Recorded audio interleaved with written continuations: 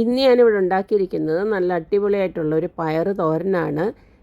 അതായത് നമ്മുടെ പൊളിയൻ പയറൊക്കെ ഉണ്ടല്ലോ, അതായത് ഒത്തിരി മൂപ്പെത്തിയ പയറൊക്കെ ആണെങ്കിലും അതിൽ നിന്ന് പൊളിച്ചെടുക്കുന്ന ആ പയർ മണികൾ വെച്ചിട്ട് നല്ല അടിപൊളിയായിട്ടുള്ള തോരൻ, രുചികരമായിട്ടുള്ള തോരൻ ഉണ്ടാക്കാം.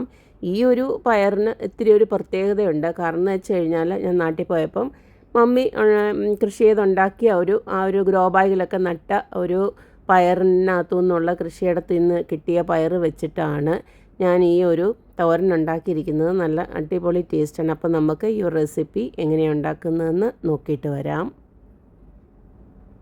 എമർജൻസി ആയിട്ട് നാട്ടിൽ പോയപ്പം എൻ്റെ മമ്മിയുടെ ഒരു കൃഷിയിൽ നിന്ന് പറിച്ച പയറുകളാണ്.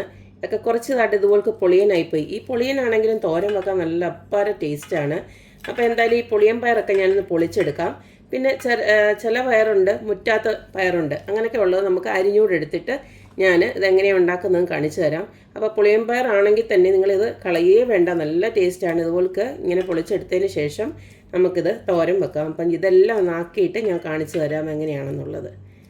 അപ്പോൾ ഞാൻ പയറെല്ലാം ഇതുപോലക്ക് റെഡിയാക്കി എടുത്തിട്ടുണ്ട്. മൊത്തം പൊളിയനായിരുന്നു, കുറേ പൊളിയൻ പയറുണ്ടായിരുന്നു. പിന്നെ അതിനകത്തുനിന്ന് കുറച്ച് മാത്രമേ ഉള്ളൂ നമുക്കല്ലാതെ അരിയാൻ കിട്ടിയത്. എന്തായാലും ഇത്രയും മതി. നമുക്കൊരു ചെറിയൊരു ഫാമിലിക്ക് ഒരു തോരന് വേണ്ടിയിട്ട്, ഒരു നേരത്തെ തോരനുള്ള സംഭവമുണ്ട്. ഇനി നമുക്ക് ഇതിനൊരു അരപ്പ് തയ്യാറാക്കാനുണ്ടെന്ന് ചതച്ചെടുക്കാനുണ്ട്. അതിന് വേണ്ടിയിട്ട് ഒരു 1/2 കപ്പ് തേങ്ങ ഞാൻ ഇതിനകത്തൊക്കെ ഇട്ട് കൊടുത്തിട്ടുണ്ട്. ഇനി അതിലേക്ക് കുറച്ച് മഞ്ഞൾപ്പൊടി ഒന്ന് ഇട്ട് കൊടുക്കുകയാണ്. ഒരു 1/4 ടീസ്പൂണോളം മതി. ആവശ്യാനുസരണമുള്ള പച്ചമുളക് ഇട്ട് കൊടുക്കുന്നുണ്ട്. പിന്നെ ഒരു 3-4 അല്ലി വെളുത്തുള്ളി ഇട്ട് കൊടുക്കുന്നുണ്ട്. പിന്നെ ഇതിലേക്ക് കുറച്ച് ചെറിയ ജീരകം ഇട്ട് കൊടുക്കുന്നുണ്ട്. ചെറിയ ജീരകം ഇത്ര ഇട്ട് കൊടുക്കുന്നുണ്ട്. ഇനി ഇതെല്ലാം കൂടെ നമുക്കൊന്ന് ചതച്ചെടുക്കാം.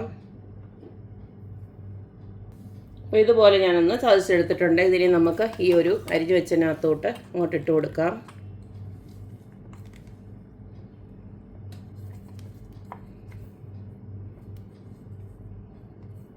ഇനി ഇതിലേക്ക് നമുക്ക് ആവശ്യാനുസരണമുള്ള ഉപ്പിട്ട് കൊടുക്കാം. ഒരു 1/2 ടീസ്പൂൺ ഇട്ട് കൊടുക്കുകയാണ്. ഇനി ഇത് ഇത്രയൊന്ന് നമുക്കൊന്ന് ഇളക്കി വെക്കാം.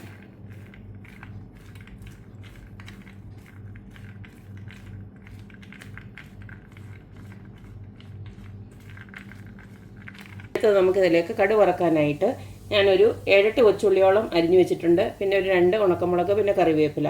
ഇനി നമുക്ക് കടുക് വറുത്തതിന് ശേഷം ഇത് നമുക്ക് തോരൻ വെക്കാം. തോരൻ ഉണ്ടാക്കാനായിട്ട് ഇതുപോലൊരു ഫ്രൈങ് പാൻ ഞാൻ അടുപ്പിലോട്ട് വെച്ചിട്ടുണ്ട്. ഇതിലേക്ക് കുറച്ച് വെളിച്ചെണ്ണ നമുക്കൊന്ന് ഒഴിച്ചു കൊടുക്കാം. എണ്ണ ചൂടായി വരുമ്പോൾ നമുക്ക് കുറച്ച് കടുക് ഇട്ട് പൊട്ടിക്കാം. കടുക് പൊട്ടി വരുമ്പോൾ നമ്മൾ അരിഞ്ഞു വെച്ചിരിക്കുന്ന അങ്ങോട്ട് ഇട്ട് കൊടുക്കാം.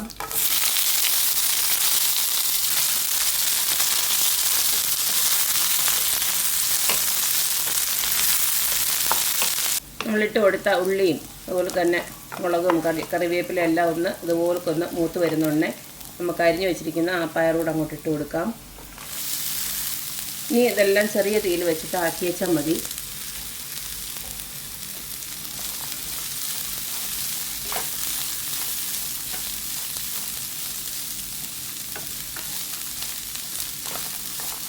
എല്ലാം ഒന്ന് ഇളക്കിയതിന് ശേഷം ഇതുപോലൊന്ന് തത്തിപ്പൊത്തി വെച്ച് നമുക്കതിലേക്ക് കുറച്ചൊരു മിക്സിയുടെ ജാറ് കഴിയ വെള്ളം ഉണ്ടല്ലോ, അതൊന്ന് വേവാൻ വേണ്ടി മാത്രം ഉള്ളതൊന്ന് ഒഴിച്ചു കൊടുക്കാം.